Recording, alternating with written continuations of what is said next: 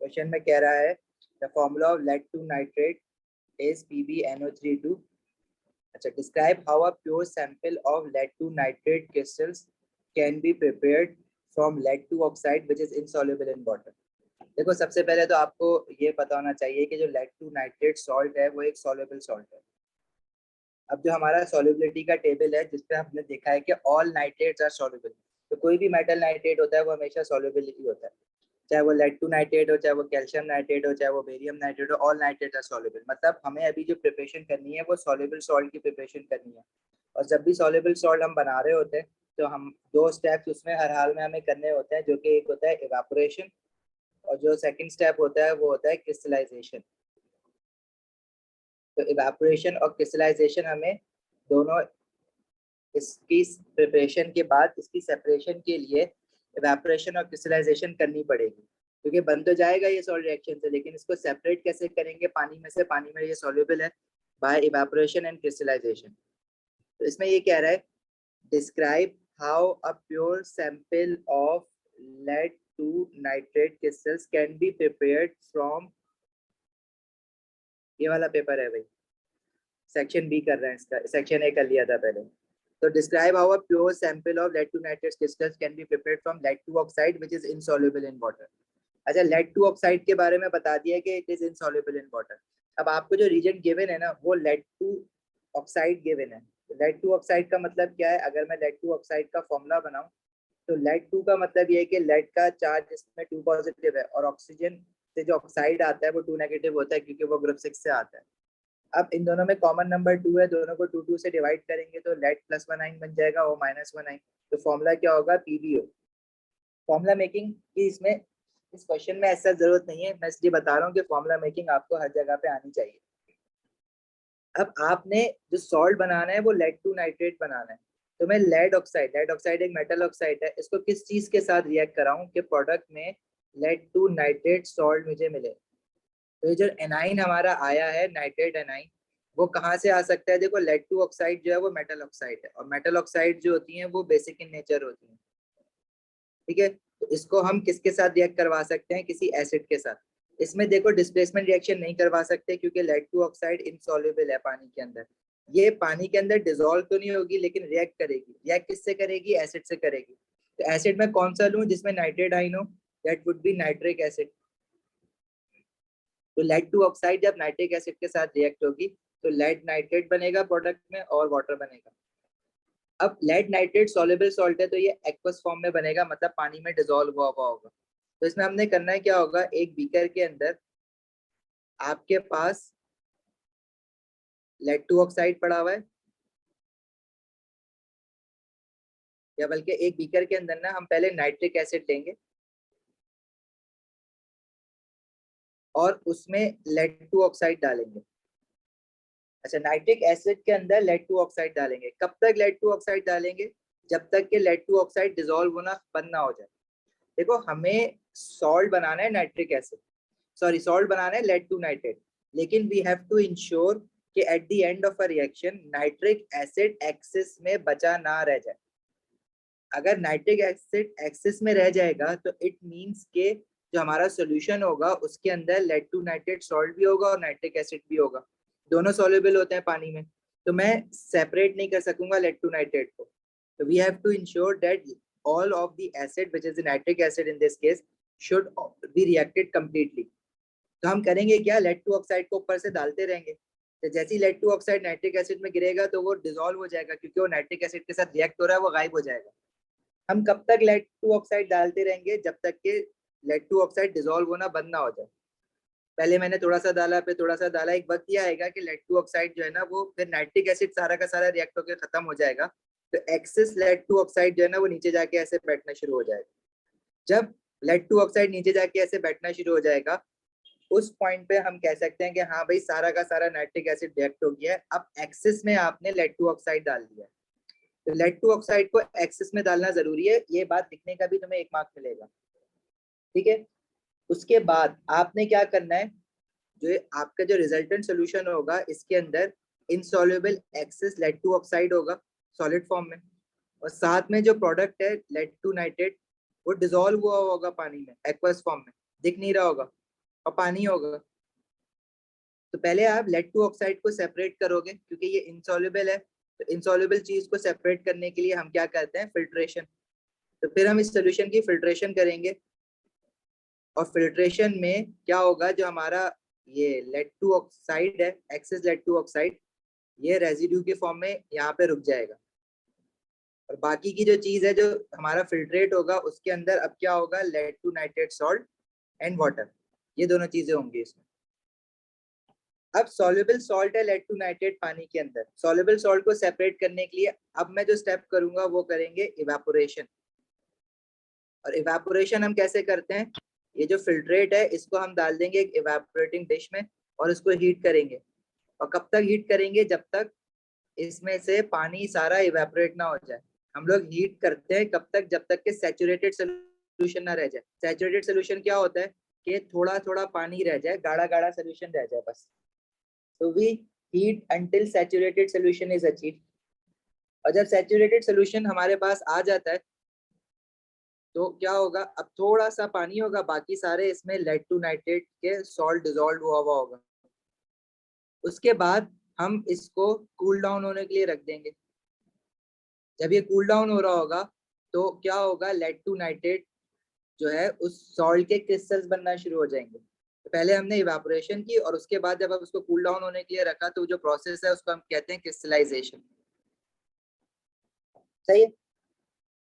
और जब क्रिस्टलाइजेशन हो जाएगी, क्रिस्टल्स बन जाएंगे, उसके बाद जो हमारे पास क्रिस्टल्स आए लेड टू नाइट्रेट सॉल्ट के, उसको हम वॉश कर लेंगे। ये पूरा प्रोसेस होता है सॉल्युबल सॉल्ट को सेपरेट करने के लिए। इतनी चीज तो कॉमन रहती है, इवेपोरेशन एंड क्रिस्टलाइजेशन। लेकिन हमने रीजन क्या यूज करें, किस चीज के साथ किसको रिएक्ट करवाया, उसके बाद अगर लेड टू ऑक्साइड एक्सेस में था तो उसको हम फिल्ट्रेशन से निकालेंगे भी बाहर। अगर लेड से आप नाइट्रिक एसिड एक्सेस में डाल दो तो प्रॉब्लम क्या है, देखो नाइट्रिक एसिड एक्सेस में डाल दोगे, ज्यादा नाइट्रिक एसिड डाल दोगे तो आपके पास यहाँ पे सॉल्यूशन में नाइट्रिक एसिड भी सॉल्युबल है, वो भी फिल्ट्रेट में मिलेगा।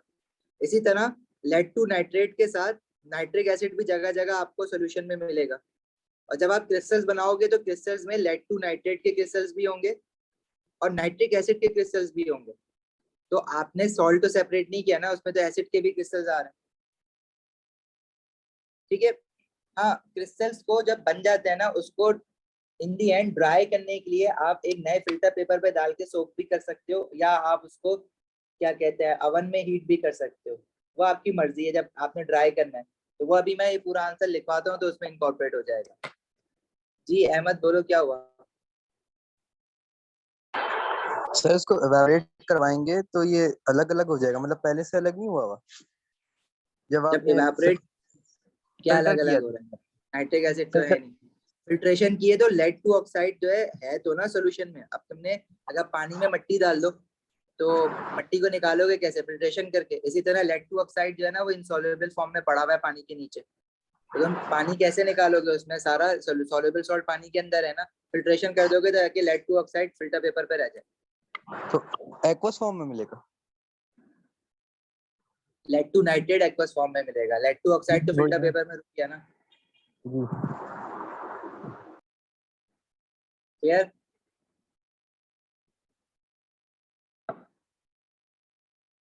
किसी को अगर कोई क्वेश्चन पूछना हो तो हैंड रेज करना पहले। जी अयान बोलो। सर बस 1 मिनट फिर से रिव्यू करा दें वाला क्वेश्चन।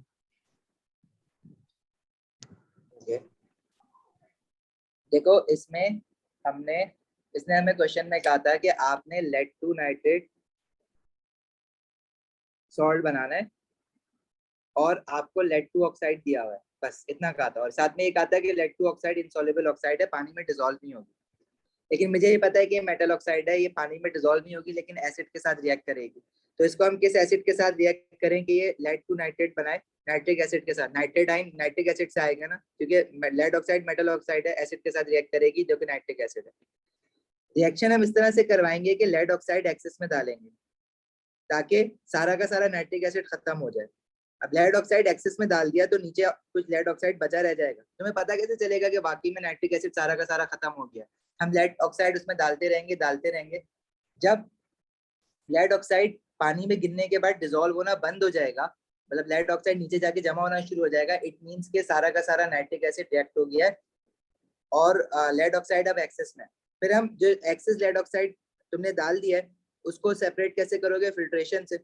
जो फिल्ट्रेट होगा, फिल्टर पेपर से जो पास हो जाएगा उसमें पानी होगा और लेड टू नाइट्रेट सॉल्ट होगा। नाइट्रिक एसिड तो खत्म हो गया है, तो मैंने बाद में लिखा था बताने के लिए कि अगर एक्सेस में होता तो क्या होता। तो आपके पास फिल्ट्रेट में लेड टू नाइट्रेट सॉल्ट है सॉल्युबल वाटर के अंदर, आप उसकी इवेपोरेशन करोगे, फिर क्रिस्टलाइजेशन करोगे और ड्राई कर लोगे क्रिस्टल्स को। That's how you would prepare the pure dry sample of lead two nitrate salt. अब इसका आंसर देखो, इसमें मैं सारे पॉइंट्स बता रहा हूँ, ये आंसर आपका 4 मार्क्स का दिया हुआ है, ये 5 मार्क्स का भी आ जाता है एटीपी में। मैं आपको सारे पॉइंट्स लिखवा रहा हूँ, मैं आपको क्वेश्चन इसकी एक वीडियो भी है हमारे पास सॉल्ट प्रिपरेशन की उसमें जितनी भी तरह से हमारे पास सॉल्ट बन सकते हैं ना, सॉल्युबल चाहे इनसॉल्युबल, तो उसमें हमने सारे डिस्कस किए हुए हैं, तो बाद में वो भी देख सकते हो, वो भी मैं भेज दूंगा। नहीं लुबाबा, इक्वेशन नहीं बतानी है आपको इसमें, मैं आपको सिर्फ समझाने के लिए बता रहा था ताकि कॉन्सेप्ट क्लियर हो जाए। इसमें इक्वेशन नहीं मांगी हुई, आपने इक्वेशन नहीं बतानी है। हाँ लेकिन आप लेड ऑक्साइड को रिएक्ट किसके साथ करवाओगे ये जरूर बताना है आपने। आप क्या लिखोगे इसमें? देखो इसमें हम लिखेंगे add excess of lead two oxide in nitric acid. अब आपने ये लिख दिया ना कि लेड टू ऑक्साइड एक्सेस में, तो मतलब इट्स क्लियर कि नाइट्रिक एसिड सारा का सारा आपने रिएक्ट करवा दिया। उसके बाद आप क्या करोगे? हीट द सॉल्यूशन, नहीं सॉरी, हीट करने से पहले आप फिल्ट्रेशन करोगे, क्योंकि लेड टू ऑक्साइड जो एक्सेस में है उसको तो सेपरेट करो। Filter the solution to remove excess lead to oxide। तो जो फिल्ट्रेट आएगा उसको आप हीट करोगे, heat the filtrate in a evaporating dish until saturated solution is achieved, right? फिर आपने क्या करना है?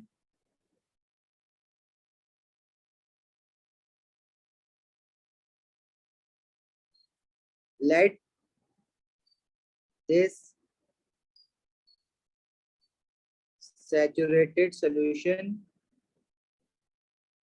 to cool for crystallization।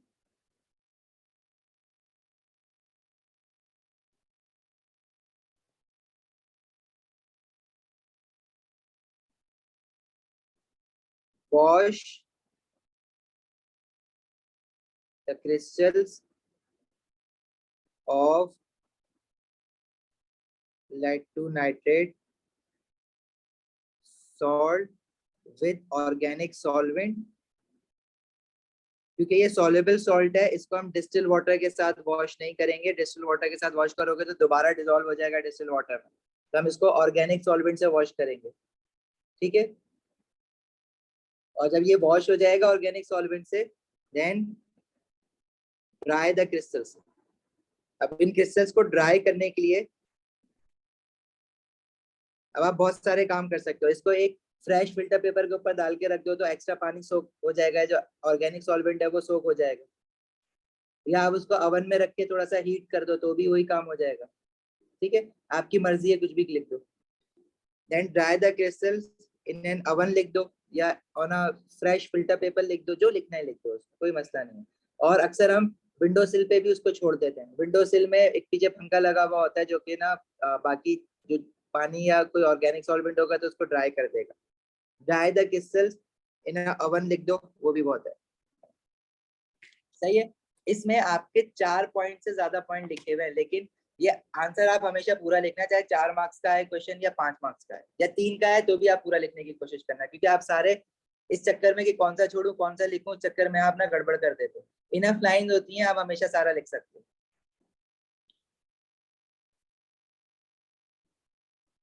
देखो भाई, एल्कली और एसिड के रिएक्शन में जो सॉल्ट बनाते हो ना, वो भी सॉल्युबल सॉल्ट बनाते हो, क्योंकि एल्कली और एसिड का रिएक्शन जब करवाते हो ना, तो प्रॉब्लम ये होती है कि एल्कली भी सॉल्युबल होता है और एसिड भी सॉल्युबल होता है।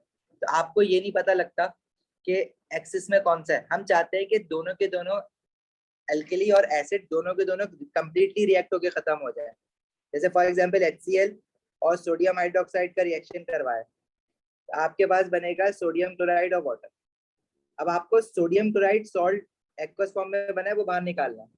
लेकिन अगर इनमें से कोई भी रिएक्टेंट, चाहे वो एसिड हो चाहे वो एल्कली हो, कोई भी एक्सेस में अगर बचा रह गया, कोई ना कोई एक बचा रह जाएगा अगर आपने स्टोइचियोमेट्री नहीं की है, तो क्या होगा, फाइनल सोल्यूशन में NaCl सॉल्ट के साथ कोई एसिड या एल्कली भी आ रहा होगा। जब आप इसकी क्रिस्टलाइजेशन करोगे और क्रिस्टल्स को ड्राई करोगे तो एसिड के क्रिस्टल्स भी आ जाएंगे। अब तुम्हें नमक खाना है NaCl, तुम उसको जब नमक को पानी में डालोगे तो साथ में एसिड भी बन जाएगा। अब प्रॉब्लम ये है कि एसिड और एल्कली दोनों जो है वो एक्वस होते हैं। अब लेड ऑक्साइड की तरह कोई इंसॉल्युबल होता तो मैं एक्सिस डाल के फिर उसको फिल्ट्रेशन करके निकाल लेता। ये तो हमें फिल्ट्रेशन से नहीं निकलेंगे ना, ये भी सॉल्युबल है अगर कोई एक्सिस में। तो इसके लिए फिर हम टाइट्रेशन करते हैं। टाइट्रेशन इसलिए करते हैं क्योंकि हमें पता लग जाता है कि भाई अगर मेरे पास 25 सेंटीमीटर क्यूब ऑफ एल्कली है, तो उसके लिए मुझे कितना एसिड डालना होगा in order to completely react this 25 centimetre cube of alkali, ताकि ना तो एल्कली बचे ना एसिड बचे।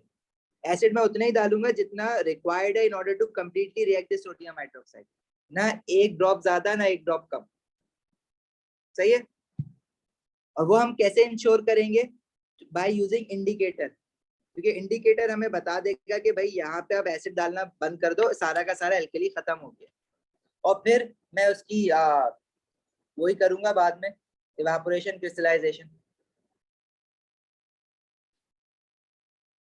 सही है। एसिड और एल्कली जब भी होगा तब टाइट्रेशन करोगे। हाँ, टाइट्रेशन अगर इंसॉल्युबल सॉल्ट बना रहे हो ना, तो टाइट्रेशन आप इंसॉल्युबल सॉल्ट के लिए भी कर सकते हो, लेकिन सजेस्ट नहीं। इंसॉल्युबल सॉल्ट के लिए टाइट्रेशन करना बेवकूफी है, क्योंकि आप अपना खामाखाई में एक्सपेरिमेंटल टाइम बढ़ा रहे हो। क्योंकि अगर आपने इंसॉल्युबल सॉल्ट कोई बन रहा है, चाहे उसमें आपने एक्सेस एसिड डाला हुआ हो चाहे एक्सेस एल्कली डाला हुआ हो, तो आपको जब सॉल्ट निकालना है इंसॉल्युबल सॉल्ट, तो फिल्ट्रेशन करके निकाल लोगे, तो एसिड और एल्कली तो फिल्ट्रेट में चला जाएगा, रेजिड्यू में आपके पास सॉल्ट आ जाएगा जो आपको चाहिए। तो टाइट्रेशन करना बेवकूफी है in order to prepare an insoluble salt. चलें आगे। अच्छा भाई, आगे कह रहे हैं aqueous titration acid and basis में।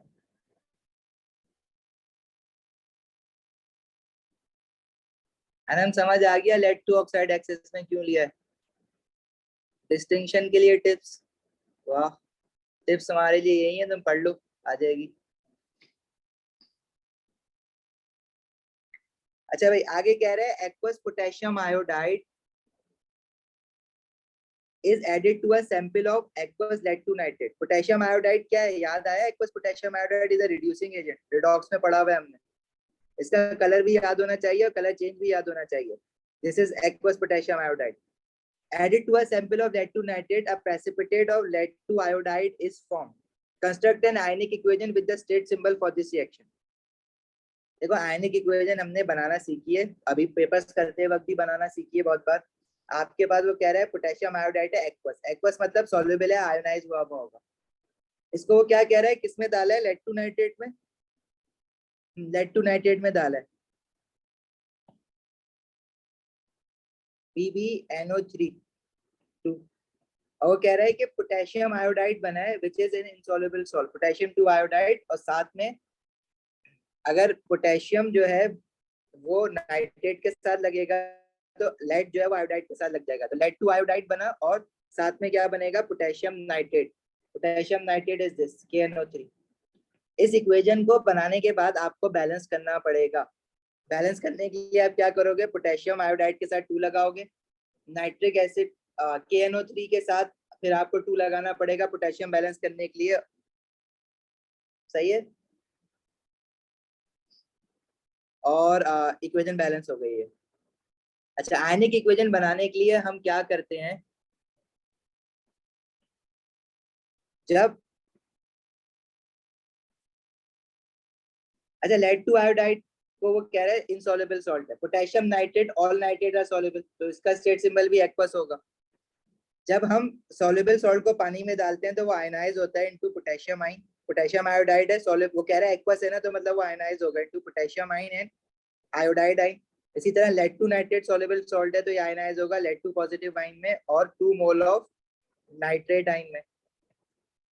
अच्छा, अब lead two iodide insoluble salt है तो वो फर्दर आयोनाइज नहीं होगा, वो सॉलिड फॉर्म में ही रहेगा।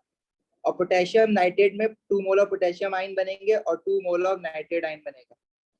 दूसरा काम हम क्या करते हैं, इक्वेशन के लेफ्ट और राइट पे देखो स्टेट इसलिए लिख रहे हैं, अगर स्टेट नहीं पता होगी तो मुझे कैसे पता चलेगा कि कौन सा सॉल्युबल है और कौन सा इनसॉल्युबल है। सही है, तो पोटेशियम आइन लेफ्ट हैंड साइड पे भी है, राइट हैंड साइड पे भी है। आयोडाइड आइन लेफ्ट हैंड साइड पे, राइट पे नहीं है। तो जो इक्वेशन के लेफ्ट और राइट पे दोनों सेम सेम है ना, उसको सर्किल कर रहा हूँ बस मैं। नाइट्रेट आइन लेफ्ट पे भी है, राइट पे भी है। तो अब जो बचा है ना इक्वेशन में, जैसे lead two positive ion left hand side पे बचा है, 2 मोल ऑफ आयोडाइड आइन बचा है, और राइट हैंड साइड पे क्या बचा है, PbI2 और साथ में और कुछ भी नहीं बचा है बस। ये इसकी आयनिक इक्वेशन बन जाएगी। आयनिक इक्वेशन में जब भी आप आइंस लिखते हो, आइंस का जो स्टेट सिंबल होता है वो हमेशा एक्वस होता है, AQ। और lead iodide solid, insoluble salt क्या, इनसॉल्युबल कह रहा है तो उसको सॉलिड स्टेट सिंबल हो जाएगा। अच्छा देखो, ये आयनिक इक्वेशन तो आपको पूरी बनाने आनी चाहिए, लेकिन अगर लेट से तुम्हें ये आयनिक इक्वेशन बनाना नहीं आ रही एग्जाम में और तुम्हें लग रहा है कि टाइम कम है और मुझे जो है ना इसको बस जल्दी से किसी तरह लिखना है, मैं तुम्हें एक तरीका बताता हूँ। वो तरीका क्या है, वो तरीका हर क्वेश्चन में नहीं लगेगा, कहीं लग जाएगा कहीं नहीं लगेगा, लेकिन मोस्टली जितने भी हमारे पास क्वेश्चंस आए हुए ना पेपर 2 के, उसमें तरीका लग जाता है, उसमें प्रॉब्लम नहीं हुई है कभी भी। तो वो कह रहा है कि एक्वस पोटेशियम आयोडाइड है और एक्वस लेड टू नाइट्रेट में हमने डाला है। अब प्रेसिपिटेट बन रहा है लेड टू आयोडाइड का, तो जिस चीज को वो प्रेसिपिटेट कह रहे हैं ना उसका फॉर्मूला इक्वेशन के राइट हैंड साइड पे लिख दो। लेड टू आयोडाइड का फॉर्मूला क्या होगा, लेड टू पॉजिटिव आयन है और आयोडाइड -1 होता है ग्रुप 7 का, ये हो जाएगा PbI2। और वो कह रहा है कि प्रेसिपिटेट है तो उसका स्टेट सिंबल सॉल्युबल, सॉलिड, क्योंकि प्रेसिपिटेट हमेशा इनसॉल्युबल होता है। और इक्वेशन के लेफ्ट हैंड साइड पे क्या लिखोगे, ये जो आपने राइट हैंड साइड पे प्रेसिपिटेट लिखा है ना उसके आयंस लिख दो। इसमें पीबी है, पीबी जो है वो देखो हर जगह उसका 2 लिखा हुआ है, मतलब इसका चार्ज 2 पॉजिटिव होगा, और आयोडाइड आयन का चार्ज जो होगा -1 होगा। और साथ में इसके स्टेट सिंबल लिख दो, आयन के स्टेट सिंबल एक्वस होता है, राइट हैंड साइड पे पीपीटी है तो वो सॉलिड होगा, सॉलिड मतलब एस लिखोगे उसको। और इसको बैलेंस कर दो, लेफ्ट हैंड साइड पे आपके पास आयोडीन 1 है, राइट हैंड साइड पे 2 है, तो उसको मल्टीप्लाई बाय 2 कर दो, इक्वेशन बन गई बस। लेकिन सही तरीका वो है जो अभी पीछे कर रहा है, लेकिन इस तरह से भी कर सकते हो, अपना क्वेश्चन निकाल सकते हो, ओ लेवल तक तो निकल जाता है। क्लियर है बात?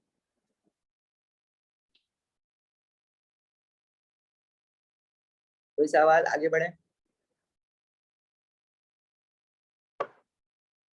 अब्दुल्ला ये जो आप भेज रहे हो ना, ये व्हाट्सएप करना, यहाँ पे जूम पे ना दूसरी डिवाइस पे आपकी चैट आ रही है, बड़ा ना फंस हो जाएगा अभी करने में। पार्ट सी में कह रहा है aqueous Z2 nitrate is electrolysed using graphite electrode. Graphite electrode use कर रहा है, मतलब इनर्ट इलेक्ट्रोलिसिस है। कह रहा है कि bubbles of colourless gas are formed at both the electrodes, identify the gas formed at each electrode. तो जरा इसकी इलेक्ट्रोलिसिस करके देखें लेड टू नाइट्रेट की। रिकॉल करवाने के लिए करवा रहा हूँ, एग्जाम में नहीं बैठ जाना इलेक्ट्रोलिसिस बनाने, इसकी तुम्हें याद होनी चाहिए, मतलब इतना प्रैक्टिस हो कि पता हो कि अगर मेरे पास इलेक्ट्रोलाइट लेड टू नाइट्रेट है, ये सॉल्युबल सॉल्ट है क्योंकि ऑल नाइट्रेट्स आर सॉल्युबल, और ऊपर लिखा हुआ भी है उसमें। तो इसमें जो आइंस होंगे वो लेड आइन होगा, मतलब इस इलेक्ट्रोलाइट में जो आइंस होंगे वो लेड टू पॉजिटिव आइन होगा, नाइट्रेट आइन होगा NO3-1, क्योंकि एक्वस है, एक्वस की वजह से वाटर भी तो आयनाइज करते हैं ना, to give H positive ion and OH negative ion. इसमें आपने 2 इलेक्ट्रोड डाली है ग्रेफाइट की, एक बैटरी के पॉजिटिव से कनेक्ट होगी, दूसरी बैटरी के नेगेटिव से कनेक्ट होगी। जो इलेक्ट्रोड बैटरी के पॉजिटिव से कनेक्ट होती है वो कहलाती है एनोड, और जो इलेक्ट्रोड नेगेटिवली चार्ज हो जाती है बैटरी के नेगेटिव टर्मिनल से कनेक्ट होती है वो कहलाती है कैथोड। तो एनोड पे क्या होता है, एनोड पॉजिटिवली चार्ज इलेक्ट्रोड होती है, और एनोड पे जो केमिकल रिएक्शन होता है वो हमेशा ऑक्सीडेशन होता है, which is loss of electrons. सही है। तो देखो एनोड पे कौन सा आयन भागता हुआ जाएगा, नेगेटिव आयन, नाइट्रेट आयन और हाइड्रोक्साइड आयन। अब हमने कल भी रिएक्टिविटी सीरीज देखी थी कि जो नाइट्रेट आयन है वो कभी भी डिस्चार्ज नहीं होता।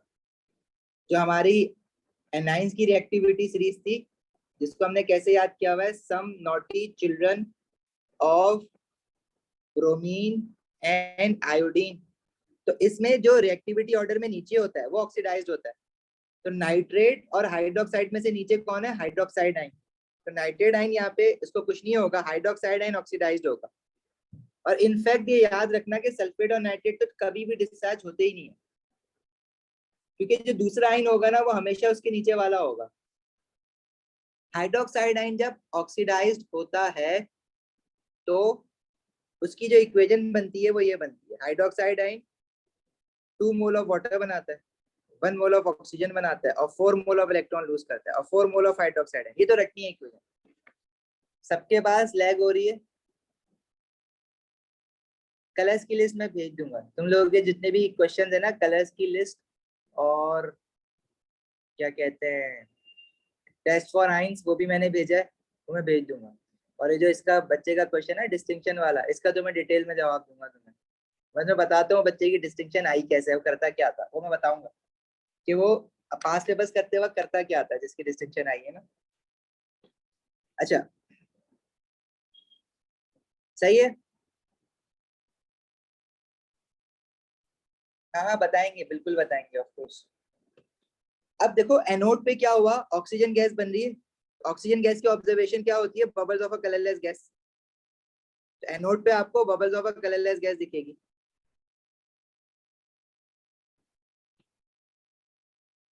अच्छा कैथोड पे, कैथोड क्योंकि नेगेटिवली चार्ज इलेक्ट्रोड होती है और उस पे रिडक्शन होती है। रिडक्शन क्या होता है, गेन ऑफ इलेक्ट्रॉन्स। तो ये कैथोड नेगेटिवली चार्ज इलेक्ट्रोड है, तो कौन सा आयन पॉजिटिव आयन उसकी तरफ भागता हुआ जाएगा, पॉजिटिव आयन लेड-2 आयन है और H पॉजिटिव आयन है। अब जो हमारे पास मेटल्स की रिएक्टिविटी सीरीज है कल नसीमा वाली, तो उसमें क्या सीरीज है, कल नसीमा के मंगेतर अली जैन फाखिर पप्पू हैदर जहेज में लाए कॉपर सिल्वर गोल्ड प्लेटिनियम। तो इस रिएक्टिविटी सीरीज में भी जो नीचे होता है रिएक्टिविटी सीरीज में वो कैथोड पे डिस्चार्ज होता है, मतलब रिड्यूस्ड होता है। तो लेड और हाइड्रोजन में नीचे कौन है, हाइड्रोजन है। तो लेड यहाँ पे डिस्चार्ज नहीं होगा बल्कि H पॉजिटिव आयन रिड्यूस्ड होगा। Positive ion it will gain 2 mole of electron to form H2 gas. Hydrogen gas जो होती है वो H2 होती है ना, तो लेफ्ट हैंड साइड पे 2 mole of H positive ion आएगा। तो कैथोड पे हाइड्रोजन गैस बन रही है, और हाइड्रोजन गैस की भी ऑब्जर्वेशन क्या होती है, bubbles of a colourless gas. अक्सर जो है ना टेस्ट भी पूछ लेता है कि हाइड्रोजन गैस का टेस्ट बताओ। हाइड्रोजन गैस का टेस्ट क्या होता है, pop sound with a lighted screen, ठीक है। और ऑक्सीजन गैस का टेस्ट क्या होता है, रिलाइट्स अ ग्लोइंग स्क्रीन। ये भी याद रखना है।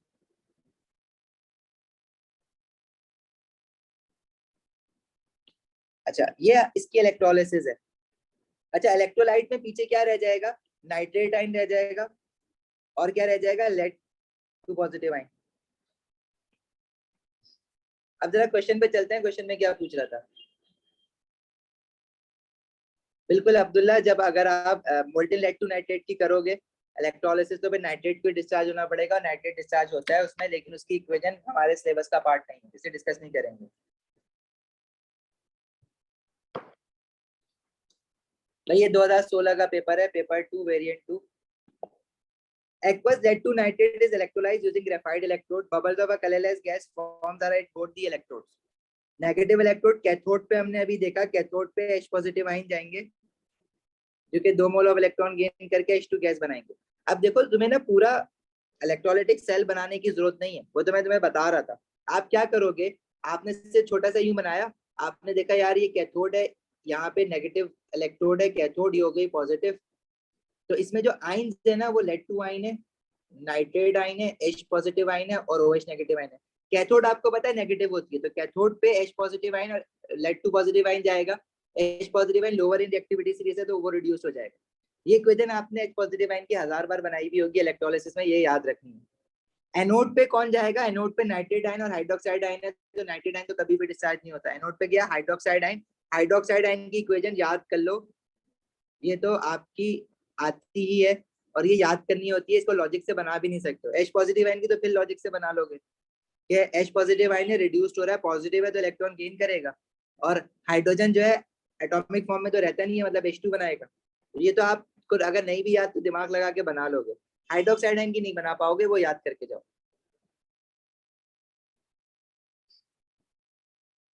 अच्छा जी, construct an equation for the reaction at the cathode. अच्छा, इसने ना यहाँ पे जो है इक्वेशंस नहीं पूछी थी, मैंने उसको रीड नहीं किया। इसने कहा था identify the gas formed at each electrode. Equation तो उसने पूछी नहीं थी, तो ज्यादा ओवर एफिशिएंट हो गए हम लोग। कैथोड पे हाइड्रोजन गैस बनी है और एनोड पे ऑक्सीजन गैस बनी है। कैथोड की इक्वेशन अब यहाँ नीचे पूछी है उसने, तो वो ये हाइड्रोजन वाली। On heating lead two nitrate. अच्छा, अब क्वेश्चन इलेक्ट्रोलिसिस का उसने खत्म कर दिया, आगे आ गया। और heating lead two nitrate decomposes to form lead oxide, nitrogen dioxide and oxygen. Lead two nitrate का फॉर्मूला तुम्हें पता है, ऊपर लिखा हुआ भी है और बनाना भी आता है। हीट करा है, देखो जब डिकम्पोजिशन की बात करते हैं ना तो इट मींस रिएक्टेंट साइड पे सिर्फ एक ही तरह का कंपाउंड होगा जो कि लेड टू नाइट्रेट है। वो ब्रेक डाउन हो जाएगा इनटू, वो बता रहा है किस चीज में ब्रेक डाउन हो रहा है, lead oxide, nitrogen dioxide and oxygen gas. देखो, क्या ये बात आपको पता होनी चाहिए कि जब मेटल नाइट्रेट डिकम्पोज होते हैं तो प्रोडक्ट में क्या बनाते हैं? नहीं, नाइट्रेट्स का जरूरी नहीं है, लेकिन मैंने आपको मेटल्स के हैंडआउट में नाइट्रेट की इक्वेशन भी गिवन है। वो इस वजह से गिवन है क्योंकि अक्सर वो पूछता है। लेकिन अगर मेटल कार्बोनेट हो, लेट्स से अगर लेड टू कार्बोनेट हो, तो ये इसके प्रोडक्ट आपको नहीं बताएगा। वो कह रहा है इसको हीट करा है टू डिकम्पोज, तो इसके प्रोडक्ट आपको खुद पता होना चाहिए कि लेड ऑक्साइड बनेगा और कार्बन डाइऑक्साइड गैस बनेगी। लेकिन मेटल नाइट्रेट जैसे कि लेड टू नाइट्रेट है, इसके प्रोडक्ट्स आपको उसने बताए हुए। लेकिन एक बार एक क्वेश्चन आया जिसमें उसने प्रोडक्ट्स नहीं बताए हुए, तो इसलिए मैंने वो इक्वेशन डाली हुई कि अगर कोई भी आपके पास मेटल नाइट्रेट है, उसको अगर आप हीट करोगे तो वो ब्रेक डाउन होगी कैल्शियम ऑक्साइड, नाइट्रोजन डाइऑक्साइड और ऑक्सीजन गैस। तो जिस मेटल की नाइट्रेट है उसी की ऑक्साइड बन जाएगी और नाइट्रोजन डाइऑक्साइड और ऑक्सीजन गैस। इस इक्वेशन को बैलेंस करना पड़ेगा तुम्हें, तो बैलेंस करने के लिए मैंने देखो इसीलिए ये इक्वेशन याद कराई हुई है मेटल्स के हैंडआउट में। आपने ऑक्सीजन के साथ हाफ लगा दोगे ना, अगर बस ऑक्सीजन के साथ हाफ लगा दो और नाइट्रोजन डाइऑक्साइड के साथ 2 लगा दो, तो ये इक्वेशन बैलेंस हो जाएगी। बाकी तुमने अगर वो होल नंबर वाली बैलेंसिंग करनी है तो वैसे कर लेना। बैलेंसिंग का मैंने आपको बताया, अगर बैलेंसिंग में फंस जाओ तो टाइम वेस्ट नहीं करना, आगे बढ़ जाना।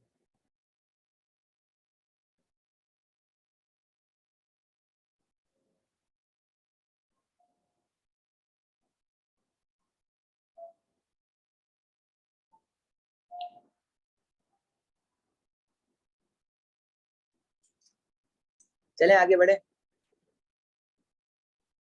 ऑर्गेनिक। अच्छा अब्दुल्ला, बहुत बड़ा उन्होंने लिख दिया है, माइक खोल के नहीं पूछ सकते हो क्या आप कह रहे हो? देखो, बैलेंसिंग जब भी वो आपसे इक्वेशन बनाने के लिए कहता है ना, तो वो बैलेंसिंग का आपको अलग से नहीं कहता। अगर आप इक्वेशन बना रहे हो तो बाय डिफॉल्ट इट मींस कि आपको इक्वेशन बैलेंस भी करनी ही करनी है। अगर हाँ स्टेट सिंबल्स का कहेगा तो 2 मार्क्स के लिए पूछेगा वो। अस्सलाम वालेकुम सर। जी वालेकुम अस्सलाम, बोलो। सर मेरा सवाल ये था, एक पास पेपर के अंदर सवाल आया था कि H2SO4 जो है उसका जो टेस्ट और ऑब्जर्वेशन है वो लिखें। तो मैंने लिटमस पेपर के साथ आंसर लिखा, लेकिन मार्किंग स्कीम में पीछे लिखा था कि आप एक्वस पोटेशियम आयोडाइड इस्तेमाल करें और उसका कलर ब्राउन टू कलरलेस हो जाएगा। तो ये मैंने पढ़ा नहीं है और मतलब मुझे समझ नहीं है, इसके बारे में पूछ रहा हूँ। ठीक है, अच्छा देखो, उस क्वेश्चन में सीक्वेंस क्या चल रही है वो भी हमें देखना पड़ता है। सल्फ्यूरिक एसिड ऑब्वियसली एसिड है, तो उसने किस हवाले से सल्फ्यूरिक एसिड की टेस्टिंग पूछी हुई है। अगर वो ये पूछना चाह रहा है कि भाई आइडेंटिफाई करो सल्फ्यूरिक एसिड क्या है, तो जब हम पोटेशियम आयोडाइड लेते हैं ना, वो रिड्यूसिंग एजेंट है, वो सल्फ्यूरिक एसिड को रिड्यूस करता है। ठीक है, तो जब वो उसको रिड्यूस करेगा तो उसका कलर चेंज हो जाता है कलरलेस टू ब्राउन। सही है।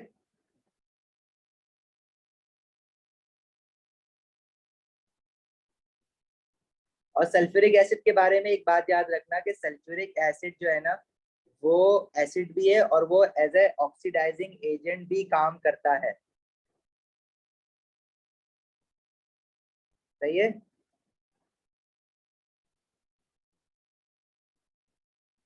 इसी तरह तुम्हें सल्फर डाइऑक्साइड के बारे में भी बात बताई थी। सल्फर डाइऑक्साइड गैस भी जो है वो एज एन ऑक्सीडाइजिंग एजेंट काम करती है। तो लिख लो अपने पास कहीं SO2 H2SO4, तो ये दोनों एज एन ऑक्सीडाइजिंग एजेंट काम करता है। वो जो क्वेश्चन चल रहा होगा ना वो रिडॉक्स का चल रहा होगा, इसलिए किसी भी या तो उसने बता दिया होगा कि sulphuric acid as an oxidising agent काम कर रहा है, तो किसी भी ऑक्सीडाइजिंग एजेंट को टेस्ट करने के लिए आप हमेशा उसमें रिड्यूसिंग एजेंट डालते हो, या किसी भी रिड्यूसिंग एजेंट को टेस्ट करने के लिए आप हमेशा उसमें ऑक्सीडाइजिंग एजेंट डालते हो। तो रिड्यूसिंग एजेंट हमने एक ही याद करवाया हुआ है, potassium iodide, aqueous potassium iodide. और जब ये किसी चीज को रिड्यूस करवा देता है तो इसका कलर चेंज हो जाता है कलरलेस टू ब्राउन। और ऑक्सीडाइजिंग एजेंट हमने दो याद किए हुए हैं, K2Cr2O7। Oxidising agent reducing agent को टेस्ट करने के लिए यूज होंगे, और रिड्यूसिंग एजेंट ऑक्सीडाइजिंग एजेंट को टेस्ट करने के लिए यूज होगा। तो अगर उसने ये कहा है ना क्वेश्चन में कि सल्फ्यूरिक एसिड ऑक्सीडाइजिंग एजेंट है, तो मतलब आपने उसको टेस्ट करवाना है किसी रिड्यूसिंग एजेंट के साथ, अगर तो पर्टिकुलरली कह रहा है क्वेश्चन, इसलिए लिटमस वाला वो नहीं दिया हुआ होगा आंसर। इसी तरह ऑक्सीडाइजिंग एजेंट एक KMnO4 भी है। इनके कलर चेंज क्या है, K2Cr27 का ऑरेंज टू ग्रीन और KMnO4 का पर्पल टू कलरलेस। अगर आपके पास pH 7 है तो pH 7 आपका टेस्ट कैसे होता है, कोई सोल्यूशन है उसका आपको चेक करना है न्यूट्रल है, तो आप उसमें डालते हो यूनिवर्सल इंडिकेटर। यूनिवर्सल इंडिकेटर्स के सिर्फ एक कलर आपको याद करना है जो कि pH 7 पे है। तो pH 7 पे जो यूनिवर्सल इंडिकेटर है वो हमेशा ग्रीन कलर देता है। ठीक है, ये याद रखना है। चलें ये वाला क्वेश्चन स्टार्ट करें फिर ऑर्गेनिक का। इसमें कह रहा है cyclohexene, cyclohexene is a cycloalkene. Cyclic compounds हमने ऑर्गेनिक केमिस्ट्री में आइसोमेरिज्म में पढ़े। Cycloalkenes reacts in a similar way to alkenes. ठीक है। अच्छा, जो लोग ऑर्गेनिक केमिस्ट्री पूरी पढ़ना चाह रहे हो ना, पहले तो वो प्लेलिस्ट से ना ऑर्गेनिक की सारी वीडियोस देख लो, अच्छा खासा समझ आ जाएगा। KMnO4 का कलर होता है पर्पल टू कलरलेस जब वो किसी चीज को ऑक्सीडाइज करवा देता है। अच्छा, cyclohexene is an unsaturated hydrocarbon. Unsaturated hydrocarbon वो होता है जिसमें कार्बन कार्बन डबल बॉन्ड होता है। तो इसमें दिख रहा है ना कार्बन कार्बन डबल बॉन्ड, तो इसलिए अनसैचुरेटेड है। सैचुरेटेड हाइड्रोकार्बन क्या होता है, जिसमें कार्बन कार्बन सिंगल बॉन्ड होता है। तो क्योंकि इसमें एक कार्बन कार्बन डबल बॉन्ड है, इसलिए इसको हम अनसैचुरेटेड हाइड्रोकार्बन कह सकते हैं। What is meant by the term unsaturated? तो unsaturated का मतलब मैंने बता दिया ना, which can compound which contains one or more carbon carbon double bond. एक भी हो सकता है, एक से ज्यादा भी हो सकता है, लेकिन एटलीस्ट तो हो compound which contains one or more carbon carbon double bond. What is meant by the term hydrocarbon? Hydrocarbon क्या होता है, compound containing carbon and hydrogen elements only. Compounds containing carbon and hydrogen element, मतलब और कोई compound ना हो। Organic chemistry में जैसे अल्कोहल है, इथेनॉल है, इथेनॉल में ऑक्सीजन भी होता है ना, तो this can not be called as a hydrocarbon. Hydrocarbon वो जो एल्केन होते हैं जिसमें सिर्फ कार्बन और हाइड्रोजन होता है, एल्कीन होते हैं कार्बन और हाइड्रोजन होता है बस। तो ये जो साइक्लोहेक्सीन है इसमें भी सिर्फ कार्बन और हाइड्रोजन ही है ना, तो ये भी हाइड्रोकार्बन है। Construct the equation for the complete combustion of cyclohexene. देखो साइक्लोहेक्सीन का फॉर्मूला दिया हुआ है C6H10। कंप्लीट कंबशन जब होती है तो ऑक्सीजन के साथ हाइड्रोकार्बन को रिएक्ट कराते हैं to produce carbon dioxide and water. और इसको बैलेंस कैसे करते हैं, देखो जितने भी एटम्स ऑफ कार्बन है लेफ्ट हैंड साइड पे 6 हैं, वो मोल्स ऑफ कार्बन डाइऑक्साइड बना दिया करो। 6 कार्बन डाइऑक्साइड के साथ 6 लिख दो। और जो एटम्स ऑफ हाइड्रोजन है उनको हाफ करके मोल्स ऑफ वाटर बना दिया करो। तो 10 डिवाइडेड बाय 2 हो जाएगा 5 मोल्स ऑफ वाटर। जल्दी बैलेंस हो जाएगी इक्वेशन। तो देखो हाइड्रोजन लेफ्ट हैंड साइड पे 10 है, तो जब मैंने 5 से H2O को मल्टीप्लाई करूंगा तो हाइड्रोजन 5 टू द 10 हो जाएंगे। अच्छा राइट हैंड साइड पे हम ऑक्सीजन कितने हो गए, कार्बन डाइऑक्साइड के साथ oxygen 6 to the 12 oxygen carbon dioxide के साथ, और वाटर के साथ कितने ऑक्सीजन हो गए 5 वन द 5, तो 12 प्लस 5 कितना होता है, 12 प्लस 5 इज 17। अब आपने ऑक्सीजन आपके राइट हैंड साइड पे 17 हो गया, तो लेफ्ट हैंड साइड पे ऑक्सीजन 17 बनाने के लिए O2 को मैं 17 डिवाइड बाय 2 से मल्टीप्लाई करा दूंगा। अगर आप चाहो तो इसको डेसिमल में भी लिख सकते हो, 17 डिवाइड बाय 2 की वैल्यू, फ्रैक्शन में भी ऐसे ही लिख सकते हो, लिखना चाहो 8.5 भी लिख सकते हो डेसिमल में, या अगर आप चाहो कि मैं इस पूरी इक्वेशन को मल्टीप्लाई बाय 2 कर दूं तो भी ये बैलेंस्ड हो जाएगी, तो वो भी सही है, लेकिन ये भी सही है। अब अगर मार्किंग की मैं पूरी इक्वेशन को 2 से मल्टीप्लाई करा हुआ है, डजंट मैटर, ये भी सही है हमारी, इस पे भी मार्क मिलेंगे। भाई अभी तो बताया कि इक्वेशन आपकी 1 मार्क की होती है, तो इक्वेशन बनाने से लेके बैलेंसिंग तक का 1 मार्क मिलता है।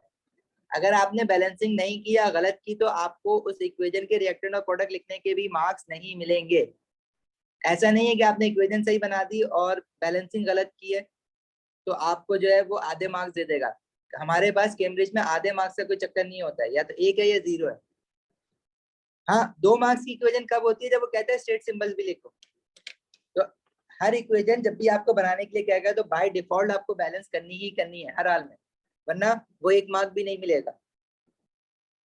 Cyclohexene reacts with bromine, bromine के साथ क्यों रिएक्ट करवा रहे हैं, क्योंकि ब्रोमीन जो होता है वो टेस्ट फॉर एल्कीन्स के लिए यूज होता है, मतलब कार्बन कार्बन डबल बॉन्ड की प्रेजेंस को टेस्ट करने के लिए हम ब्रोमीन यूज करते हैं। ब्रोमीन का कलर होता है ऑरेंज, और अगर इस एल्कीन में अगर हम ब्रोमीन को डालते हैं तो वो कलर ब्रोमीन जो होती है वो डीकलराइज हो जाती है, ऑरेंज से कलरलेस हो जाती है, या हम ये कहते हैं कि ब्रोमीन डीकलराइजेस।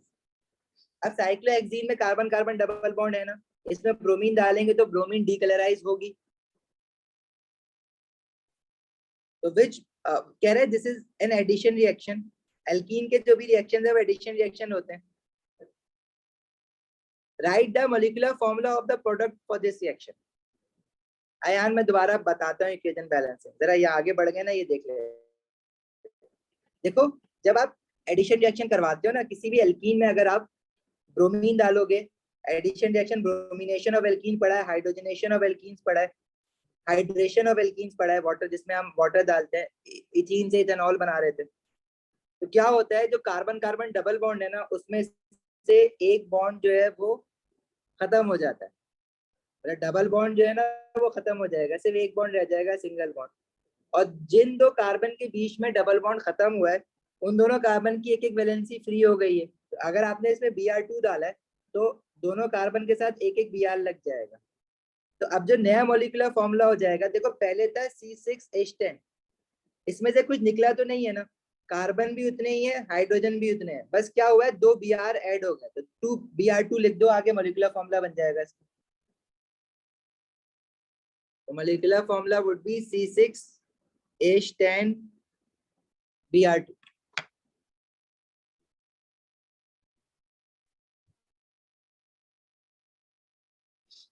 सही है। What would be observed in this reaction? इस रिएक्शन में क्या होगा, ब्रोमीन विल डीकलराइज।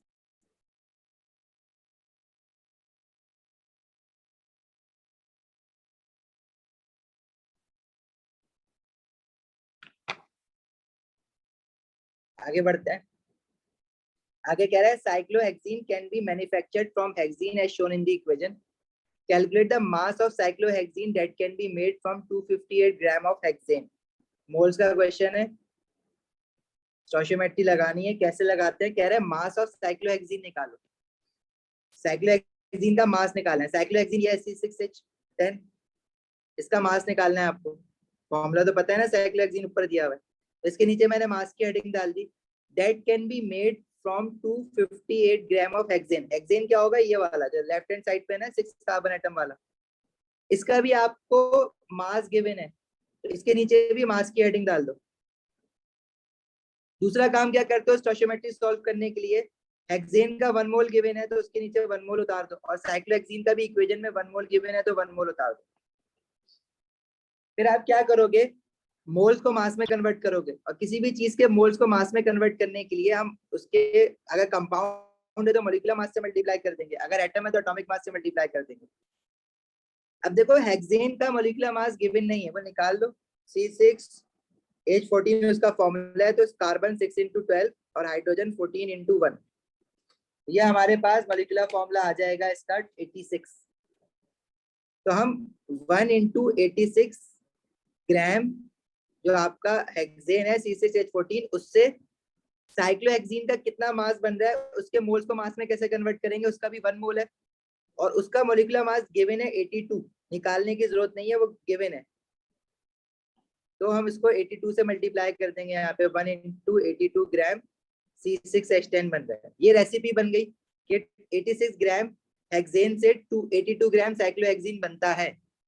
अभी वो आपसे कह रहा है कि अगर हमारे पास 258 ग्राम हेक्सेन है तो 258 ग्राम हेक्सेन से कितना साइक्लोहेक्सीन बनेगा, x। इसको क्रॉस मल्टीप्लाई करो, x × 86 is equals to 258 × 82। यह इसका हमारे पास आंसर आ जाएगा 258 × 82 डिवाइडेड बाय 86। ठीक है भाई, ये आ रहा है 246 ग्राम।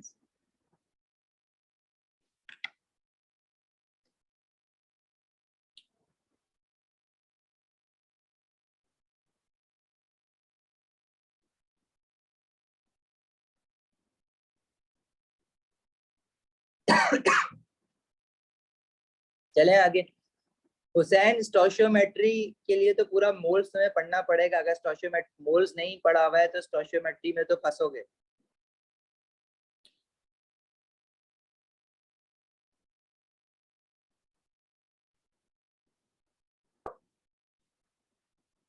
किसी दिन टाइम निकाल के एक मोल्स का रिकैप ले लो, ऑनलाइन ही ले लो बेशक, लेकिन पढ़ लो। अगर रिकॉर्डिंग से भी नहीं समझ आ रहा है, रिकॉर्डेड लेक्चर देख के भी, तो फिर किसी दिन टाइम निकाल के मोल्स एक बार रिवाइज कर लो।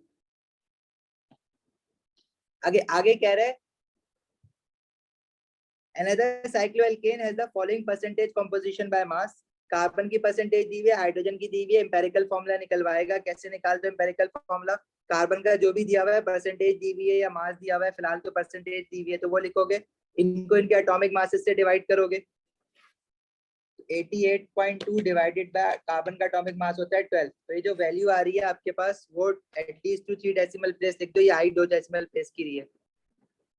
उसके बाद एटॉमिक मासेस से डिवाइड करने के बाद जो भी आपके पास नंबर आ रहे हैं ना, उनमें से जो छोटा नंबर है स्मॉलेस्ट नंबर से सबको डिवाइड कर दो। तो 7.35 और 11.8 में से छोटा नंबर 7.35 है। दोनों नंबर्स को 7.35 से डिवाइड कर दो तो आपके पास जो आंसर्स आ रहे हैं वो ये आ रहे हैं। कार्बन बन जाएगा 1, सही है, और हाइड्रोजन आ रहा है 1.6।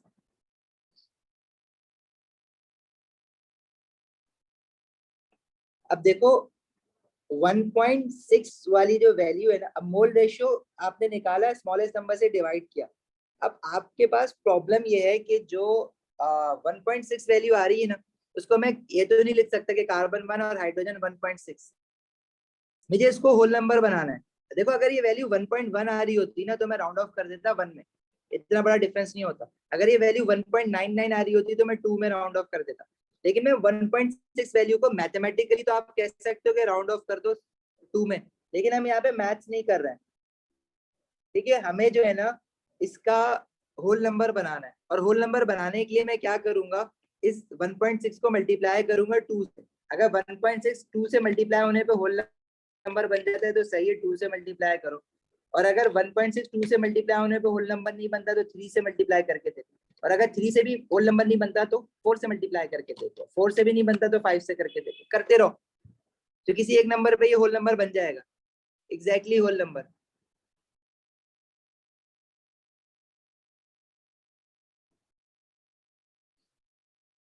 देखो हुसैन, इसमें एम्पेरिकल फॉर्मूला निकालना है, और एम्पेरिकल फॉर्मूला निकालने के लिए कार्बन की और हाइड्रोजन, तो ये कंपाउंड है साइक्लोएल्केन, उसमें कार्बन की परसेंटेज 88.2 है, मतलब उस पूरे मॉलिक्यूल में 88.2% कार्बन है और 11.8% हाइड्रोजन है। कह रहे हैं एम्पेरिकल फॉर्मूला निकालो। एम्पेरिकल फॉर्मूला हम सिंपलेस्ट फॉर्मूला को कहते हैं। और वो निकालने के लिए हमारे पास प्रोसीजर क्या है। बाकी तुम लोग इतने ये तो बताओ किससे मल्टीप्लाई करना है।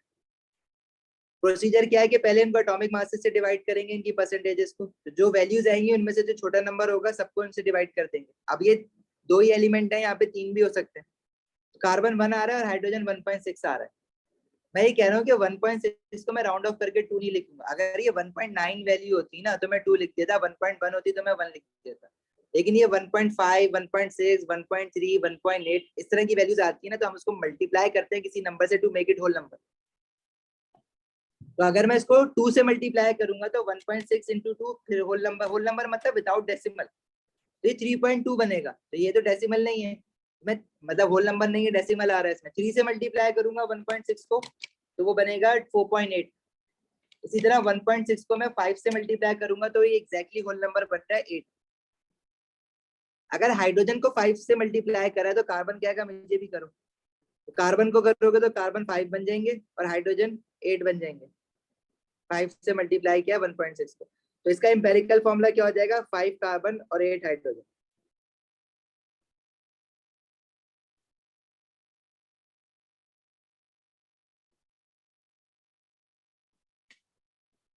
मल्टीप्लाई इसलिए किया क्योंकि मुझे इसको होल नंबर बनाना है, और होल नंबर बनाने के लिए मैं उसको मल्टीप्लाई करूंगा किसी इंटीजर से कि ये होल नंबर बन जाए। ठीक है, देखो ये फंसता है क्वेश्चन एम्पेरिकल फॉर्मूला वाला, कभी तो बड़ा सिंपल होता है और कभी फंस जाता है, जैसे यहाँ पे फंसा हुआ है।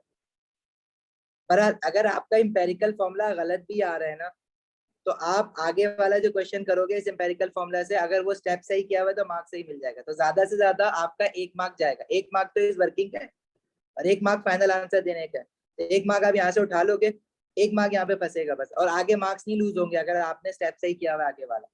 आगे कह रहा है कि मोलिकुलर मास ऑफ जो भी साइक्लोएल्केन है वो 68 है। हम करते क्या है, जो एम्पेरिकल फॉर्मूला आया है ना, इस एम्पेरिकल फॉर्मूला से पहले इससे मास निकालते हैं जो कि एम्पेरिकल मास कहलाता है। एम्पेरिकल फॉर्मूला आया है C5H8, तो इससे हम मास निकालेंगे तो हो जाएगा 5 इंटू 12 और 8 इंटू 1, ये हमारे पास आएगा 68। दिस इज द एम्पेरिकल मास। उसके बाद आप क्या करोगे,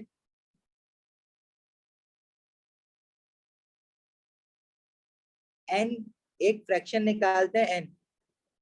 वो कैसे निकालते हैं, जो मॉलिक्यूलर मास होता है जो आपको गिवन होता है क्वेश्चन में, उसको डिवाइड करते हैं एम्पेरिकल मास से। मॉलिक्यूलर मास आपको गिवन है 68, एम्पेरिकल मास भी इत्तेफाक से 68 ही आ रहा है, तो एन की वैल्यू बन जाएगी 1। फिर हम करते क्या है, जो एम्पेरिकल फॉर्मूला होता है जो कि C5H8 आया है, तो उसको n से मल्टीप्लाई कर देते हैं। अब n 1 आया है जरूरी नहीं है हमेशा 1 है, अक्सर 2 भी आता है ये। तो जब हम इसको 1 से मल्टीप्लाई करेंगे तो 1 इस 5 से भी मल्टीप्लाई होगा, 8 से भी मल्टीप्लाई होगा, तो मॉलिक्यूलर फॉर्मूला भी यही बनेगा ना, C5H8। ये मॉलिक्यूलर फॉर्मूला बन गया। ठीक है, तो जो एम्पेरिकल फॉर्मूला है वो मॉलिक्यूलर फॉर्मूला भी आया, लेकिन आपको ये वर्किंग दिखाने के 1 मार्क मिलेगा। आगे वो आपसे आगे कुछ नहीं पूछ।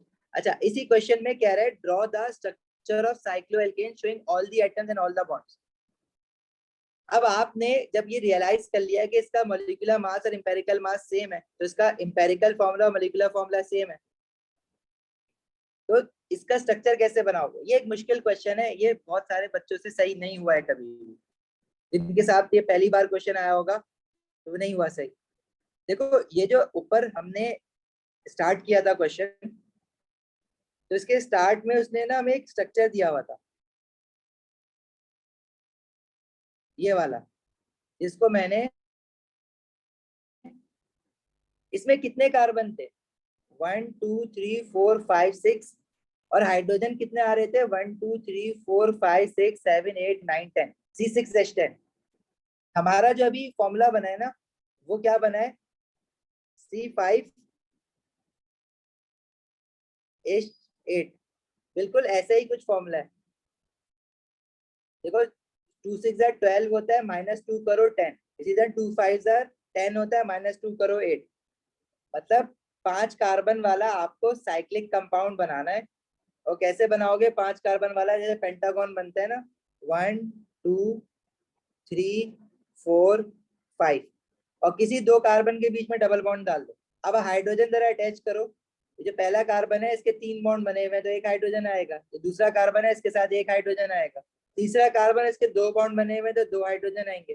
फोर्थ कार्बन, इसके भी 2 बॉन्ड बने हुए हैं, तो 2 हाइड्रोजन आएंगे। फिफ्थ कार्बन, इसके भी 2 बॉन्ड बने हुए हैं, तो 2 हाइड्रोजन आएंगे। तो टोटल हो गए 5 कार्बन और 8 हाइड्रोजन। सही है? टफ क्वेश्चन है, मुश्किल है, छोड़ देना इतना मुश्किल लगे तो।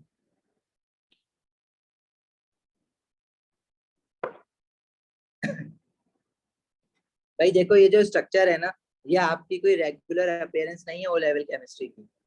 ये उसने कुछ बहुत ज्यादा एक्सट्रीम स्टेप आपको दिया हुआ है। लेकिन C5H8, अगर मैं आपको सिर्फ ये कह दूं ना कि बनाओ, इसका स्ट्रक्चर कैसे होगा, और आपको आगे पीछे कुछ ना बताऊं, तो आप ये स्ट्रक्चर कभी भी नहीं बना सकते। मेरा दिमाग क्यों पहुंचा कि साइक्लिक, उसने बोला हुआ है साइक्लिक है और साइक्लो एल्कीन है। मुझे कैसे पता चला कि साइक्लिक कंपाउंड में कार्बन कार्बन डबल बॉन्ड है? क्योंकि जब ये क्वेश्चन उसने स्टार्ट किया था तो उसने मुझे साइक्लोहेक्सीन दिया था। हमारा वाला जो कंपाउंड है वो 5 कार्बन वाला है, तो वो साइक्लोपेंटीन हो जाएगा। तो मैं इसको देखते हुए बना रहा हूँ कि इसके रिंग में, साइकिल में कितने कार्बन है, 1 2 3 4 5 6, तो हमारे वाले में 5 आ जाएंगे। और इसके 2 कार्बन के बीच में डबल बॉन्ड है, तो हमने अपने वाले 2 कार्बन के बीच में किसी 2 कार्बन के बीच में डबल बॉन्ड डाल देना है। आई बात समझ अनम?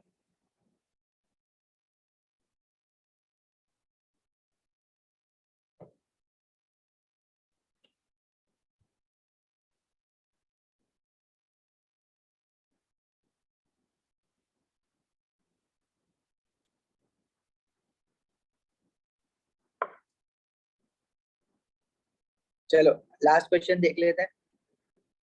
रिवर्सिबल रिएक्शन पे क्वेश्चन है, कह रहा है carbon monoxide reacts with hydrogen in a reversible reaction, the reaction reaches an equilibrium if carried out in a closed container. Explain in terms of bond breaking and bond forming why this reaction is exothermic. तो यह answer तुम्हें लिखवाया हुआ है ना, कि अगर वो कभी भी पूछता है कि बॉन्ड ब्रेकिंग और बॉन्ड फॉर्मिंग की टर्म्स में बताओ रिएक्शन एक्सोथर्मिक या एंडोथर्मिक है, तो क्या लिखते हो answer? Bond breaking, energy is heat energy is absorb during bond breaking and it is release during bond formation.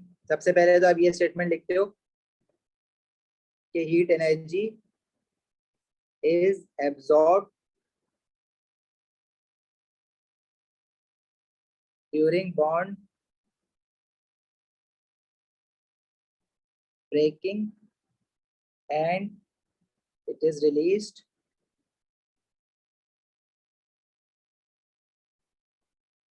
during bond forming in a exothermic reaction। अगर तो रिएक्शन एक्सोथर्मिक है तो in exothermic reaction heat energy released during bond forming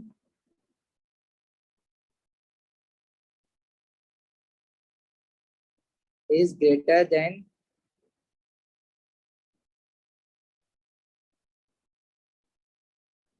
heat energy absorbed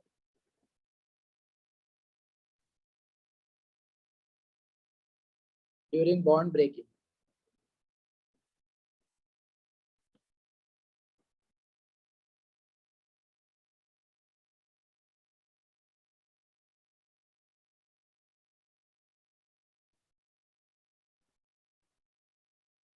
देखो इस question में, हाँ, जो तुम लोग बातें कर रहे हो ना कि इसको हम अगर ये दोबारा से स्टेटमेंट रिपीट क्यों कर रहे हैं, अगर हम ये लिख देंगे heat energy absorb during bond breaking is greater than heat energy released during bond forming, such a reaction is known as exothermic reaction, तो वो भी सही है, ठीक है, उस पे वो गलत नहीं करता है। लेकिन अक्सर मार्किंग की में ना उसने 2 स्टेटमेंट अलग अलग करके दिए हुए होते हैं।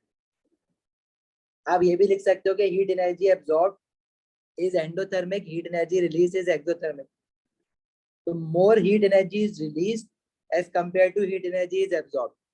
तो इसका आंसर लिखने का कोई एक तरीका नहीं है, अगर आपको इसका आंसर ऑलरेडी याद है तो वही याद रखो, अगर नहीं याद है तो ये वाला याद कर लो, और अगर अपने वर्ड्स में बना के कुछ लिखना चाहते हो तो वो भी कर सकते हो। तो एक तरीका नहीं है इसका आंसर लिखने का। फिर कह रहा है 1 mole of methanol is formed 91 kilojoule of energy is released, calculate the amount of energy release when 160 gram of methanol is formed. देखो वो कह रहा है कि जब 1 मोल ऑफ मिथेनॉल बनेगा तो 91 किलो जूल्स की हीट एनर्जी रिलीज होगी। तो 160 ग्राम मिथेनॉल बनेगा तो कितनी हीट एनर्जी रिलीज होगी? तो 160 ग्राम मिथेनॉल के कितने मोल्स होंगे? हमारी जो रेसिपी स्टोइचियोमेट्री बनी है वो इन टर्म्स ऑफ मोल बनी है ना। 1 mole of methanol 91 kilo joule की हीट एनर्जी रिलीज करेगा। तो 160 ग्राम मिथेनॉल के पहले तो मोल्स निकाल लो। मोल्स कैसे निकालोगे? मास over molecular mass of methanol दिया हुआ है, तो 160 डिवाइडेड बाय 32, तो इसके मोल्स आ जाएंगे 5 मोल। हम ये कह सकते हैं कि भाई 160 ग्राम मिथेनॉल मतलब 5 मोल। तो 5 मोल ऑफ मिथेनॉल जब बनेगा तो कितनी हीट एनर्जी रिलीज होगी? सो क्रॉस मल्टीप्लाई करो, x इंटू 1 5 इंटू 91, बस ये आ रही है 455 किलो जूल्स। लतीफ क्या कह रहे हो? ये 0.5867।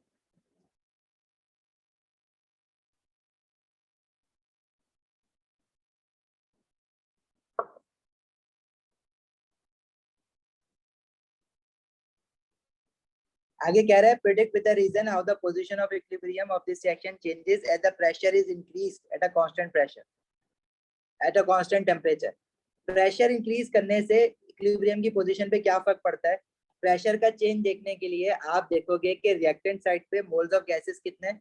रिएक्टेंट साइड पे कार्बन मोनोऑक्साइड का 1 मोल है इक्वेशन में, हाइड्रोजन के 2 मोल है, तो टोटल 3 मोल्स ऑफ गैसेस हैं रिएक्टेंट साइड पे।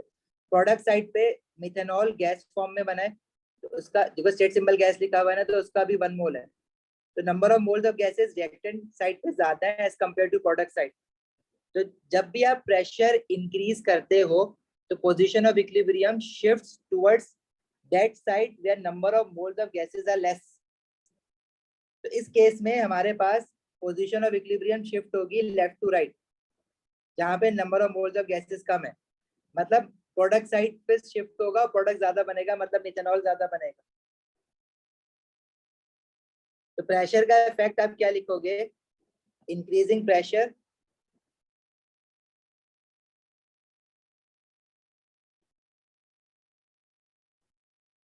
shifts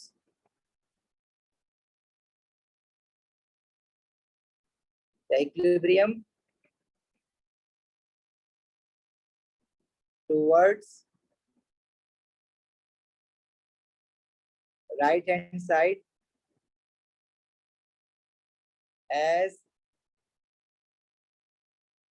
number of moles of gases are less on right side.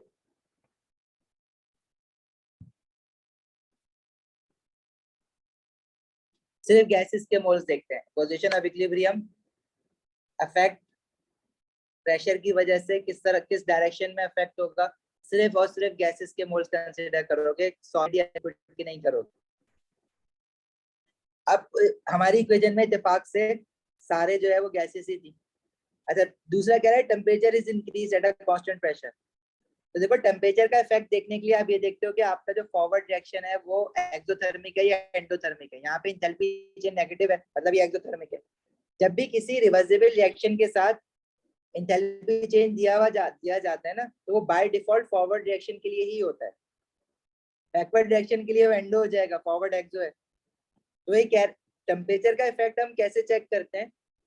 हम जो इंथैल्पी चेंज होता है ना, अगर इंथैल्पी चेंज आपका पॉजिटिव दिया हुआ है रिएक्शन का, मतलब वो कह रहा है या तो एंडो होगा फॉरवर्ड डायरेक्शन में। अगर इंथैल्पी चेंज रिएक्शन का नेगेटिव दिया हुआ है, इट मींस क्या एक्सो है फॉरवर्ड डायरेक्शन में। अगर पॉजिटिव है इंथैल्पी चेंज और आप टेम्परेचर इंक्रीज करोगे तो equilibrium will shift towards right hand side, आगे जाएगा प्रोडक्ट साइड पर, और अगर डिक्रीज करोगे तो पीछे जाएगा लेफ्ट हैंड साइड पर। इसी तरह एक्सोथर्मिक रिएक्शन अगर है और आप टेम्परेचर इंक्रीज करोगे तो वो उल्टा हो जाएगा, जैसे एंडो में हो रहा है उसका बिल्कुल उल्टा हो जाएगा। तो लेफ्ट हैंड साइड पे आ जाएगा टेम्परेचर इंक्रीज करने से, और डिक्रीज करोगे तो वो राइट हैंड साइड पे चला जाएगा। ये याद कर लेना। अभी हमारे पास जो रिएक्शन है वो एक्सोथर्मिक है, कह रहा है टेम्परेचर इंक्रीज करा है, तो टेम्परेचर इंक्रीज करेंगे, एक्सोथर्मिक है तो टेम्परेचर इंक्रीज करेंगे तो equilibrium will shift towards left hand side, और reason because reaction is exothermic in forward direction, increasing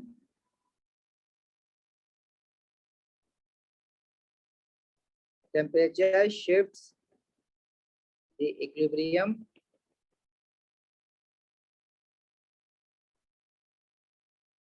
towards left hand side as forward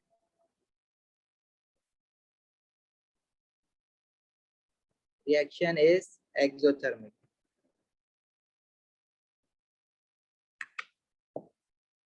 कौन सी other statement? These are the two statement. Direction of position of equilibrium बता रहे हो 1 mark, और क्यों हो रही है ऐसा लेफ्ट पे, एक्सोथर्मिक है, इसका 1 मार्क।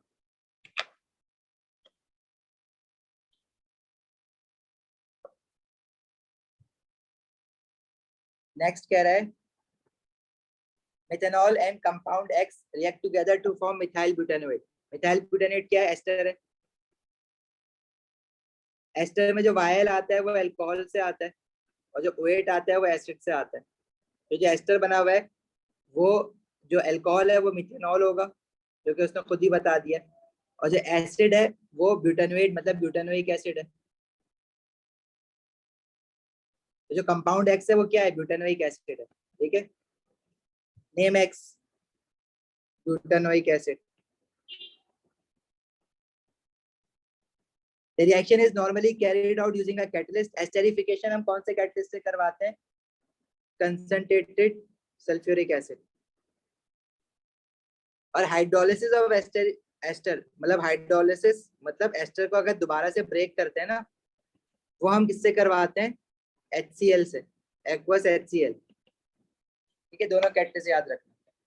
निकल नहीं होता भाई, निकल हाइड्रोजनेशन के लिए होता है।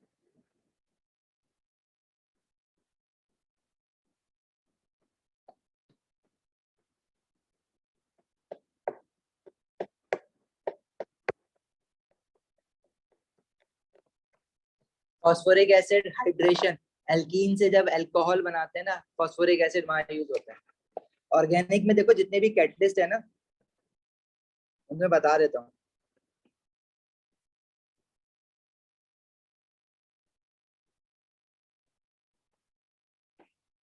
हमारे पास सबसे पहला कैटलिस्ट जो हम लोग यूज करते हैं ऑर्गेनिक केमिस्ट्री में, वो एल्कीन से स्टार्ट करते हैं। हाइड्रोजनेशन ऑफ एल्कीन्स होता है ना,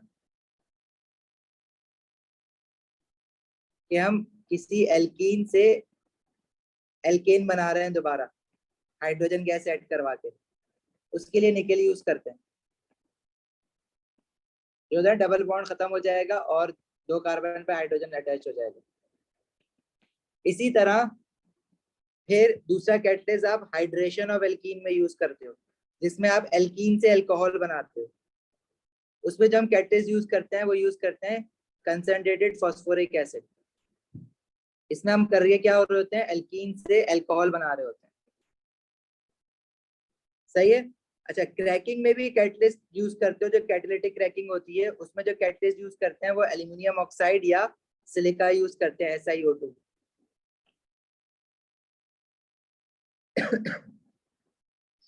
इसी तरह आप और कहाँ पे कैटलिस्ट यूज कर रहे होते हो? एस्टेरिफिकेशन में अभी एक बताया कैटलिस्ट हमने, कंसंट्रेटेड सल्फ्यूरिक एसिड। और हाइड्रोलिसिस ऑफ एस्टर्स के लिए जो आप कैटलिस्ट यूज करते हो वो बेसिकली HCl हो सकता है या सोडियम हाइड्रोक्साइड, एल्कलाइन हाइड्रोलिसिस या एसिडिक हाइड्रोलिसिस। उसके अलावा और कौन सा कैटलिस्ट यूज किया है? डिहाइड्रेशन ऑफ अल्कोहल, मतलब अल्कोहल से वापस एल्कीन अगर बनाना है उसके लिए जो हम कैटलिस्ट यूज करते हैं वो होता है कंसंट्रेटेड सल्फ्यूरिक एसिड। इसी तरह फर्मेंटेशन के लिए जो आप कैटलिस्ट यूज करते हो, बेसिकली आप ईस्ट यूज करते हो ना, तो ईस्ट जो है वो एक कैटलिस्ट प्रोड्यूस करता है, एंजाइम प्रोड्यूस करता है। Enzyme is a biological catalyst. तो ऑर्गेनिक केमिस्ट्री में ये कैटलिस्ट है, थोड़ा सा मिक्स मत करना चीजों को। बस हम क्लास एंड कर रहे हैं।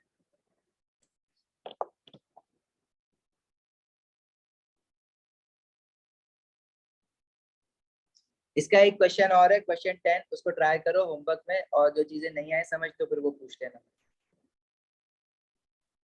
ग्रुप जरा पढ़ते रहा करो, ग्रुप पे मैं कुछ स्केड्यूल डालूंगा चीजों के, ऑनलाइन जो हमारा होगा ना, क्योंकि अब कल का दिन है और कल का उसके बाद मंडे, तो मंडे वाला डे थोड़ा सा हेक्टिक होगा, लेकिन हम करेंगे उसमें भी क्लासेस। और ट्यूसडे जो होगा वो तुम लोगों को पता है क्या दिन है ट्यूसडे, ठीक है। तो ट्यूसडे को ईद होगी, तो लेकिन हम लोग करेंगे क्लासेस, और वो ईद वाले दिन भी जो है वो क्लासेस का स्केड्यूल मैं शेयर कर दूंगा, तो उस दिन भी क्लासेस करेंगे, बहुत सारी चीजें, कुछ स्मॉल टिप्स, रिकॉल, रिवीजन और क्वेरीज। ठीक है, अभी आप लोग जा सकते हो। Thank you so much, Allah Hafiz. Mohit physical class Monday को होगी, जो आपकी रेगुलर होती है ना, उसी टाइमिंग पे।